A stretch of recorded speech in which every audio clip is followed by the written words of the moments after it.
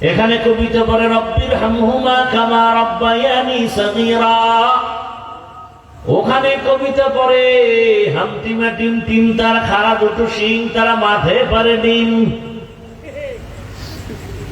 সত্য কথা স্বীকার করতে এত টেনশন করেন কেন? আকাম করবেন এত দোষ নাই, আমি বলা দোষ। আল্লাহ হেদায়েত দান করেন। কি আপনার সন্তানরে কি পাস করাইয়া কদ্দুর উপরে উঠছেন? মাদ্রাসায় পড়ে লাভ নাই, আপনি দুনিয়ার লাইনে গিয়ে কি লাভবান হয়েছেন? বরং আমার দেশে কত বেকার যুবক ভালো নাম্বার পেয়ে পরীক্ষায় পাস করার সার্টিফিকেট এত মজবুত, কিন্তু চাকরি নাই। নাই এরকম? বেকারত্বের অভিশাপ। আর এমন দুর্নীতি জমিনে চলছে, যেই দল ক্ষমতায় ওই দলের সমর্থক ছাড়া চাকরি পাওয়া যাবে না। কি একদল আসবে, তাদেরটা মোটামুটি লাইন হবে, আবার আর এক দল একেবারে নামা মেয়াদ শেষ, এবার আঙ্গুলি ঢুকা। এইটা রাজনীতি। এই জন্য আমি বলি সব জায়গায় যেখানে ইসলাম নাই সেটা রাজনীতি না, সেটা দুর্নীতি। পৃথিবীতে শ্রেষ্ঠ রাজনীতির নাম ইসলাম। সুলাইমান নবী দেখাইছেন ইসলামী রাজনীতি কেমন, ইউসুফ নবী মিশরের অর্থমন্ত্রী হয়ে দেখাইছেন ইসলাম কেমন, জুলকারনাইন বাদশা গোটা দুনিয়া পরিচালনা করে দেখাইছেন আল্লাহর দ্বীন কেমন। রহমতের নবী নাপাক সমাজে আসছেন, নাপাক চরিত্রহীন লম্পটের সমাজ, সেই সমাজে রাসূল এসে দেখাইলেন ইসলাম কেমন। আবু বকর দেখাইলেন ইসলাম কেমন, ওমর দেখাইলেন ইসলাম কেমন। বলে কেমন ইসলাম? কয় দেখা হলেই দিবা সালাম, প্রথম কাজ সালামু আলাইকুম, দোয়া করো তোমার উপরে শান্তি আসুক। সেও তোমাকে দোয়া করে ওয়ালাইকুম আসসালাম, তোমার উপরেও শান্তি। সেখানে অশান্তি হবে কেন? ইসলাম কি বলে? বলে বড়রা ছোটকে স্নেহ করো, ও ছোটরা বড়কে সম্মান করো। ইসলাম বলে এই মালিক কর্মচারীর ঘাম ঝরার আগে বেতন দিয়া দেয়। এর নাম ইসলাম। এজন্য যুবকদের সব জায়গায় ওয়াদা করাই, 2 ফিট 3 ফিটের ব্যানার বানাইয়া বাজারে বাজারে লাগার স্লোগান লেখ, ইসলাম ছাড়া কিয়ামত পর্যন্ত জমিনে কেউ শান্তি দিতে পারবে না, পারে নাই। শান্তির একমাত্র ঠিকানা ইসলাম। ইসলাম ছাড়া সব অশান্তি অশান্তি অশান্তি। যারা ইসলাম মানে না শান্তিতে আছে একটা, ও বউর কাছেও শান্তি পায় না, ভাইয়া বলার কাছেও শান্তি পায় না, কারো কাছে না। ওর ভিতরে জ্বালা বাইরে জ্বালা, ও জ্বলতে জ্বলতে শেষ। এরপরে মামলা, মামলার উপরে হামলা। কি আর এখন এমন রাজনীতি চলে, তোরে মারার জন্য শত্রু লাগবে না, দলের বন্ধুই তোমার গলায় ছুরি চালাবে। বানায় বলতেছে এই আকাম চলে না। কি আপনাকে মারার জন্য কি বাইরের দলের লোক লাগবে? মানে আপনার দলের যারা লইয়া এক জায়গায় বইয়া খাইতেছেন, এই আপনার জন্য রেডি। সমস্যা কি? আমি চান্দাবাজি আর ধান্দাবাজি করবো। না না সাহেব, সমস্যা কেন?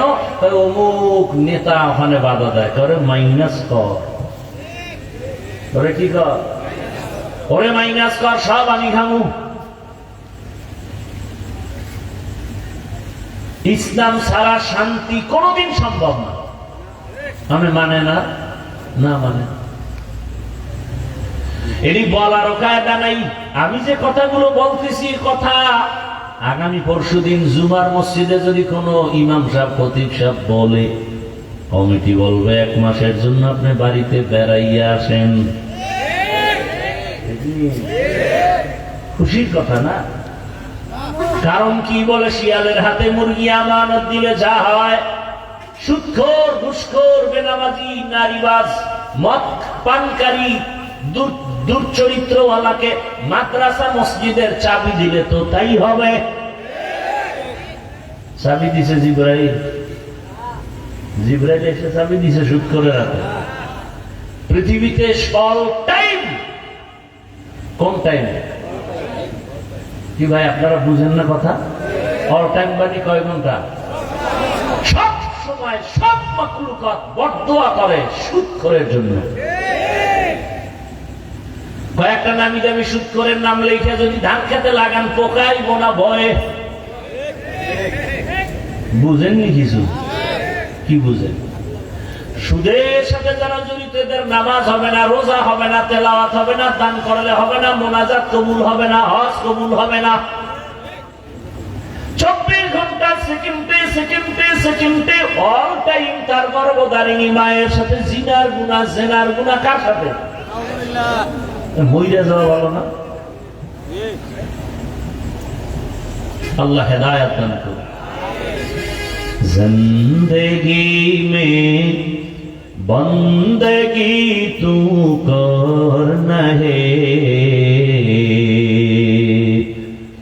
जिंदगी में बंदगी तू करना है,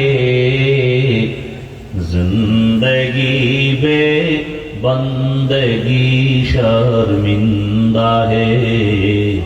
আপনাদের কষ্ট হইতেছে? এই তোমরা ঘুমাও, ঘুমায় ঘুমা না দেরি জানে যাও।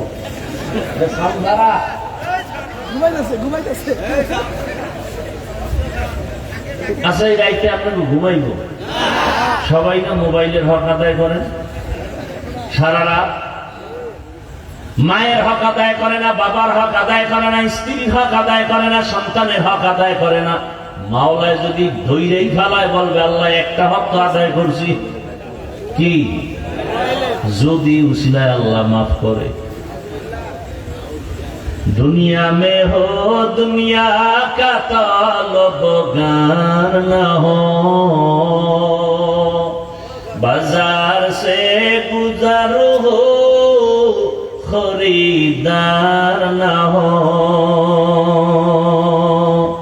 ये दुनिया एक नस्ल का गुज़ फूल है, ये दुनिया एक मिसल का गुज़ फूल है, जिंदगी में बंदगी तू करना है, जिंदगी में बंदगी शर। এই যুবকরা কারো কাছে আবার টাইম দিয়ে শুনি ঘরের দিকে চাইতেছে যে কারোর সাথে টাইম দেওয়া আছে না? এই রেখে তো থাকা যাবে না, আমার তো টাইম দেওয়া। বান্ধবীর সাথে রাত্রে তার সাথে চ্যাটিং করব, আর আমার 14 গোষ্ঠী জাহান্নামে নিব। মরার আগে মা বাবা পঙ্গু হয়ে যাবে, ঘরের মধ্যে গজব নেমে আসবে, দোকানে আগুন লাগবে। এত বিপদ কেন? সারা রাত্র মোবাইলে জিনা করার শাস্তি। সারা রাত মোবাইলে ঘরে ঘরে রুমে রুমে জেনা চলে, জেনা। মাইয়া মোবাইল চালায়, ছেলে মোবাইল চালায়, মা এক রুমে বাবার এক রুমে মোবাইল চালায়। করে কি? চোখের জেনা, হাতের জেনা, জবানের জেনা, অন্তরের জেনা। উচিত ছিল ঘুমের মধ্যে চেহারা শুকর হইয়া যাওয়া। রহমতের নবীর উম্মত হওয়ার কারণে আল্লাহ গজব দেন নাই। আগের নবীর উম্মতরা কঠিন গুনাহ করলে ঘুম থেকে উঠে দেখতো টাটকা বান্দর হয়ে গেছে, শুকর হয়ে গেছে। তুমি তো তার থেকে কম গুনাহ করো না, তোমার চেহারা তো আরো নষ্ট হওয়া উচিত। চেহারা নষ্ট হইতেছে, বাট শুকর হয় না, বানর হয় না। চেহারার দিকে কোনো আকর্ষণ নেই, কোন আকর্ষণ নেই। চেহারার মধ্যে তাকাইলে একটা যে মায়া লাগে, এটা নাই তো। সারা রাত অন্যায় করে, সারা রাত। যাদের কলবের দরজা খোলা এরা দেখলেই বলবে তুই রাত্রে কি কি আকাম করছো, তোর কপালের উপরে ভেসে উঠবে। আব্দুল্লাহ ইবনে আব্বাস বলেন, গুনাহ করলে 5টা শাস্তি আছে। রিজিক কমে যাবে, চেহারা নূর চলে যাবে, কেউ তাকাইলে আকর্ষণ থাকবে না। মানুষের পুরো বডির আকর্ষণ তো চেহারা। আকর্ষণ কি? চেহারা। গুনাহ করার কারণে চেহারার আকর্ষণ নষ্ট হয়ে গেছে। চেহারার মধ্যে আরো এখন আকর্ষণ বাড়ানোর জন্য বিউটি পার্লারে যায়, আরো মেডিসিন নাইকা, আরো ভেজাল, এমন বড় উঠছে কোন ঔষধে যায় না। গেছে? যায় না। ওইটা এক গুনার শাস্তি। আবার উল্টা পাল্টা জিনিস চেহারায় লাগাইছো, ওই চেহারা কোনোদিন আর ভালো হবে না। তবে একটা তাবিজ দিয়া যায়, মানবি কিনা জানি না রে যুবক বাবা। যদি গুনাহ ছাড়তে পারো, নেক আমল করতে পারো, 5 বার ওযু বানাইয়া, যতবার ওযু বানাবি প্রত্যেক ওযু বানাইয়া প্রত্যেকবার দরুদে ইব্রাহিম পয়রা চেহারার মধ্যে হাত ফুলাইয়া দিবি, বুলাইয়া দিবি, একবার পড়বি দরুদ ইব্রাহিম, যেটা নামাজে পড়ি। ইনশাআল্লাহ কিছুদিন পরে দেখবি চেহারা কোনো ক্রিম লাগবে না, কোনো মেডিসিন লাগবে না, আমার আল্লাহ চেহারাটা উজ্জ্বল বানায় দিবি।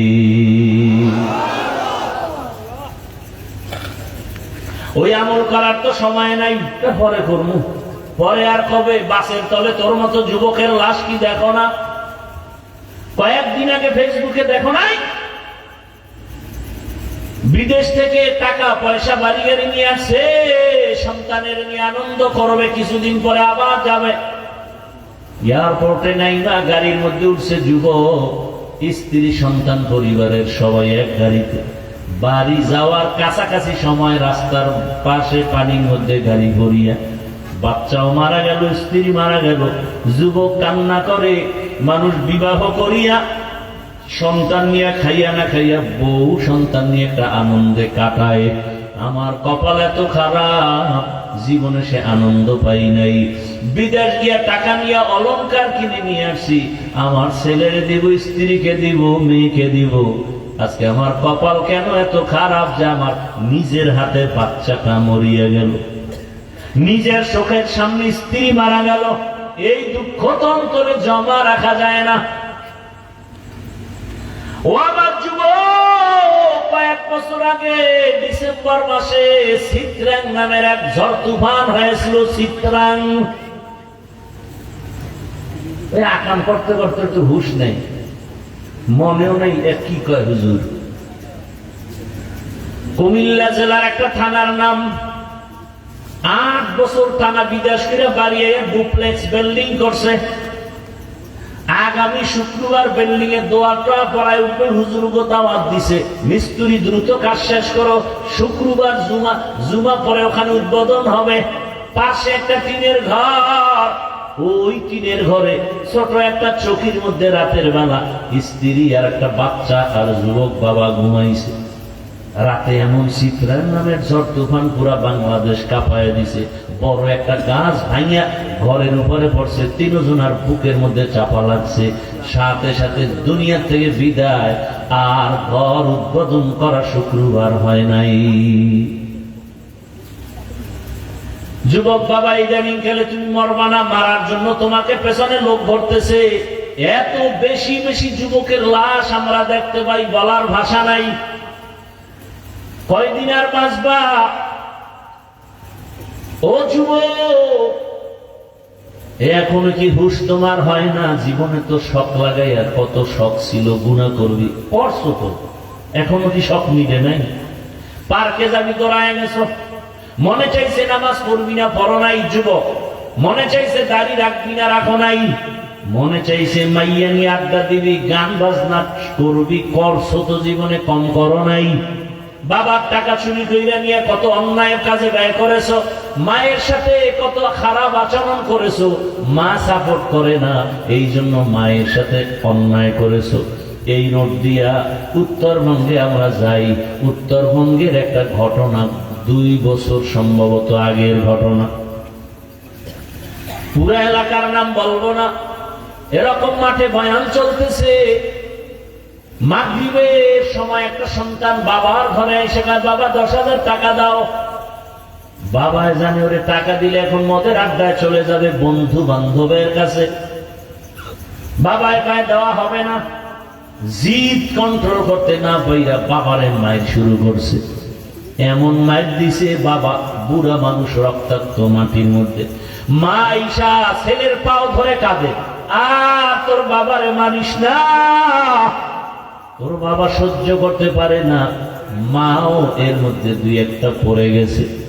সন্তান লাথি মাইয়া ঘর থেকে বের হইয়া বাইক নিচে, বাইক চিনেননি, কথা ভাই, মরণের এক যন্ত্রের নাম বাইক। তাড়াতাড়ি মরতে হলে বাইক চালাও, এক মরণ যন্ত্র, কারণ এটার উপরে উঠলেই শরীর গরম, কি? আর পেছনে যদি বিপরীত পার্স থাকে তো আরো গরম, ঠিক না? বাইকে উঠে যায়, বাবাও কাঁদে, মাও কাঁদে, পাশের দুই একজন আইসা ডাক্তার আইনা কোন রকম বাবারে ট্রিটমেন্ট দিল। মা এমন জিদ, আল্লাহরে কইছে, আল্লাহ হেদায়েত দিলে দরজা আইনো, নাইলে বাড়িতে আইনো না, দরজা লাগাইলাম, আর আমি দরজা খুলবো না। যুবক ছেলেটা বাইক নিয়ে যায়, মা কাঁদে, আল্লাহ ওরে হেদায়েত দাও, না হয় ধ্বংস করে দাও। যুবক জিততে যাইতেছে বন্ধুদের কাছে, বাবার গায়ে হাত তুলছে, কত বড় বেঈমান। হঠাৎ এক বুজুর্গ বয়ান করে, যুবক হুন্ডা বাইকটা থামায় দুই এক শব্দ মাইকে শুনিয়া আস্তে দাঁড়ায় গেল। হঠাৎ বয়ান কেমন যেন দিলের মধ্যে আসর করতেছে। যুবক তালা লাগায়া প্যান্ডেলের পেছনে এসে বসছে। হুজুর বয়ান করতে করতে মা বাবার হক নিয়ে বয়ান শুরু করছে। আল্লাহওয়ালার বয়ানে এমন এক হালাতের মধ্যে শুরু হয়ে গেছে, পেছনে গড়াগড়ি খায় আর কান্না করে আর চিল্লায়, আল্লাহ আমারে মাফ করো, আল্লাহ আমারে মাফ করো, আল্লাহ আমারে মাফ করে দাও, আমি এত বড় অন্যায় করে ফেলেছি। হুজুরে বয়ান করতে মাত্র নজর পড়ে গেল। হুজুর বলে, ওখানে কে এরকম করে, সামনে নিয়ে আয়। সামনে এক, হুজুর আমারে মাফ করে দেন, হুজুর আমারে মাফ করে দেন। হুজুর এমন বয়ান করলো, মায়ের দোয়া সারা জীবনে সফলতা আসবে না রে বাবা। জানো না তুই পরীক্ষার হলে গেছো, কিন্তু তোর মা ঘুমায় নাই, রাতের বেলা দোয়া করছে, হে মালিক আমার বাবার পরীক্ষায় তুমি পাশ করার ব্যবস্থা করো। তোরে আমারে মানুষ বানাইতে যে মা কত রাত ঘুমাইতে পারে নাই, খানার প্লেট নিয়ে খাইতে বসে, পেটে ক্ষুধা, তুই প্রস্রাব করে দিস। বাবা খাইছে ঠিকই, মা খানা খাইতে পারে নাই। এমন কষ্ট করে মা বাবা তোরে আমারে মানুষ বানাইছে, তুই একটা চাকরিতে যাও। মা বাবা এত কান্না করে দোয়া করছে, মালিক আমার বাবার একটা চাকরির ব্যবস্থা করে দাও। ও সন্তান, ওই মা বাবার সাথে বেয়াদবি করিয়া এই দুনিয়াতে কেউ সফল হয় নাই, তুইও হবি না রে বাবা। এইভাবে বয়ান শুনিয়া যুবক হুজুরে মুনাজাত দিয়া বিদায় দিয়া যুবক আসছে হুজুরের হাতে হাত দিয়া, এমন তওবা করছে, হুজুর কি করব, আমি অন্যায় করে ফেলেছি। হুজুর বলে, বাবা যাও, যাইয়া মায়ের পাও ধর, বাবার পাও ধইরা ক্ষমা চা। মা বাবার পাও ধরলে সম্মান কমে না রে সন্তান, বরং মা বাবার দোয়া তোর উপরে বেড়ে যাবে। সন্তান উস্তাদের এই হুজুরের দোয়া নিয়ে রাতের গভীরে বাসায় রওনা। যাইয়া দেখে দরজা এমন আটকানো, ডাকতেছে, মা দরজা খোলো, মা তো আওয়াজ দেয় না। মা শুনতেছে, আওয়াজ দেয় না। ওদিকে বাবা বেহুশ অবস্থায় বিছানায় পড়ে আছে। এমন এক হালাত, সন্তান এক পর্যায়ে কার, মা আমি তওবার নিয়ত করে আসছি, আর বেয়াদবি করব না, আমার একটু পাও ধইরা ক্ষমা নেওয়ার সুযোগ দাও, আমি আর কোনোদিন বেয়াদবি করব না। মা এক পর্যায়ে সন্তানের কান্না সহ্য করতে না পারিয়া, যত কিছু হোক না কেন সন্তানের কান্না মা সইতে পারে না, বাবা সইতে পারে না। দরজা খোলা মাত্র চিৎকার দিয়া সন্তানটা বাবার পা জড়ায় বলে, বাবা আমারে মাফ করিয়া দাও, জীবনে কত ব্যথা দিয়েছি তোমাদের, আমার কথায় তুমি কান্না করেছো, আমার বেয়াদবিমূলক আচরণে মনে হয় আমি জাহান্নামী হয়ে গেলাম। মায়ের পাও জড়ায় কাঁদে আর কয়, মাফ করে দাও। বাবা কয়, তুই আসিস না, তোরে মাফ করবো না, যা যা, আমি তোরে ক্ষমা দিব না, তুই পারলে আমাকে আরো মার, মনের ঝাল মিটাইয়া মার, আমি আর তোকে ক্ষমা দিব না, কিন্তু মায়ের দিলে মানে না। মায়ে গিয়ে কয়, স্বামী সন্তান তওবা করে আসছে, আর বেয়াদবি করবে না, মাফ করে দাও। ও যুবক বাবারা, দুনিয়াতে আর কয়দিন বাঁচবা? আজকে এখানে বয়ান শুনতেছো, আগামীকাল ঘুমের থেকে উঠার সময় হঠাৎ আল্লাহ না করুন যদি অসুস্থ হয়েই যাও, মা ডাকবে, দেখবে তুমি আর জবাব দাও না। কত সন্তানের এমন পরিণাম ফল না জানি হয়, সন্তান এমন ভাবে দুনিয়া থেকে বিদায়ও হয়ে যাবে, মা একটা চিৎকার দিয়া বলবে, তোরা কে কোথায় আছো, তাড়াতাড়ি আয়, আমার বাবা জীবন থেকে বিদায় হয়ে গেল। আমার আর কে আম্মু বলে ডাকবে? আমাকে আর আম্মু বলে ডাক দেওয়ার কেউ রইল না। বাবা চিল্লায় বলবে, ইমাম সাহেব তাড়াতাড়ি আসেন, জানাজা না পড়ায় কোথাও যাবেন না। কেউ যাবে বাজারে কাফন কেনার জন্য, তাড়াতাড়ি সাদা কাফন নিয়ে আসো। কাউকে অর্ডার করবে, বাড়ির পেছনে বাঁশ বাগানে যাও, কবরটা খনন করো। এরে যুবক, একটু চিন্তা কর, তোর গায়ের গেঞ্জিটা বেলেট দিয়ে কেটে কেটে রাখবে। কেউ যাবে গরম পানি করবে গোসল দেওয়ার জন্য, এমন ভাবে চিরবিদায়ের গোসল দিবে, কাফনের মধ্যে পেঁচাইয়া যখন খাটের মধ্যে লাশ উঠাবে, মা জানালা দিয়ে চিল্লাইবে আর কাঁদবে আর বলবে, আমার বাবারে কোথায় নিয়ে যাও? আর বুঝি আমার বাবারে দেখতে পারবো না, শেষবারের মতো একটু কাফন খুইলা চেহারাটা দেখাও, আমি আমার বাবার চেহারাটা মনের মতো দেখিয়া নেই। চোখের সামনে কত বন্ধু চলে গেল, কত আপনজন চলে গেল। ও আল্লাহর বান্দারা, কয়দিন হায়াত আছে জানা নাই। ওরে মনটারে বুঝাও, জীবনের জাল মিটাইয়া মনের আশা পুরায় কত গুনাহ করেছো, এখনো কি তওবা করবা না? তোমার মতো কত যুবক জেনারেল লাইনে পড়ে, চাকরি করে, ব্যবসা করে, নামাজ বাদ দেয় না, স্কুলে পড়ে নামাজ পড়ে, কলেজে পড়িয়াও নামাজ ছাড়ে না। বলো তোমরা পারো না কেন? তোমার কপালে কার অভিশাপ লাগছে বুঝি না। তোমার মতো যুবক র্যাব, আর্মি, পুলিশ, বিডিআরে চাকরি করে, দাড়িওয়ালা নামাজির অভাব নাই। বলো তুমি কেন পারবা না? তোমার মতো যুবক তাকায় দেখো, রাস্তায় গাড়ি চালায়, নামাজ পড়ে, তুমি পারো না কেন? তোমার মতো যুবক তাকায় দেখো, ঢাকা কলেজে পড়ে, পাগড়ি মাথায়, দাড়িওয়ালা জামা পরে বড়, তুমি কেন পারো না রে বাবা? তোমার মতো যুবক ডাক্তার, প্রফেসর, ইঞ্জিনিয়ার, নামাজি, তুমি কেন পারবা না রে বাবা?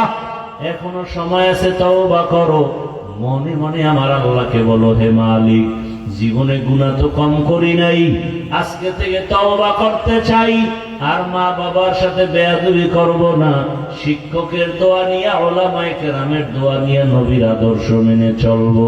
পর্দার আড়ালের মা বোনেরা, আপনার মতো মা এই এলাকায় এখনো আছে, বেপর্দায় চলে না, নামাজ ছাড়ে না, স্বামীর মাল নষ্ট করে না, মোবাইলে সময় কাটায় না। আপনারা কি পারেন না? পর্দা করে চলবেন, নামাজ পড়বেন এবং সন্তানটাকে ডাক্তার বানাবেন। বাধা নাই, তবে আদর্শ ডাক্তার বানায় যাবেন। সন্তান ডাক্তারিও করবে, তেলাওয়াত করে, মা বাবার জন্য দোয়া করবে, নামাজ পড়বে। এমন সন্তানকে ডাক্তার বানাবেন, আপনিও ধন্য, সন্তানও ধন্য। সন্তানটাকে ইঞ্জিনিয়ার বানাবেন, বেয়াদবিমূলক আচরণ যেন জীবনে কারো সাথে না করে। আদর্শওয়ালা ইঞ্জিনিয়ার বানান, আদর্শের মানুষ বানায় যাবেন। ও মা, আপনিও তওবা করেন, আর নামাজ ছাড়বেন না, বেপরদায় চলবেন না। মা, স্বামীর মাল নষ্ট করবেন না, মোবাইলে সময় ব্যয় করবেন না। আপনি যদি উল্টা পাল্টা করেন, আপনার সন্তান আপনার থেকে কি শিখবে? আপনি যদি স্বামীর সাথে খারাপ আচরণ করেন, সন্তান আপনার থেকে কি শিখবে? আপনি যদি ভালো আদর্শ দিতে পারেন, সন্তান এগুলো শিখিয়ে জীবনটাকে ধন্য করবে। ও আমার যুবক বাবারা, আল্লাহ পাক তওবার দরজা খুলে রাখছেন, জানি না কার কপালে তওবা আছে। মনে মনে আল্লাহকে বলো, আর দাড়ি কাটবো না, নামাজ ছাড়বো না, বেপরদায় চলবো না, মা বাবার সাথে বেয়াদবি করে বরদোয়া নিব না, শিক্ষকের দোয়া নিয়া, উলামায়ে কেরামের পরামর্শ নিয়ে, নবীর সুন্নত অনুযায়ী চলবো। তওবা করার মতো যদি নিয়ত হয়, খাঁটি নিয়তে দুটো হাত আমার আল্লাহকে দেখায় দাও। আয় আল্লাহ হাতগুলো কবুল করে নেন, তওবা কবুল করে নেন, তওবার উপরে মজবুত হইয়া চলার তৌফিক দান করেন, আমিন।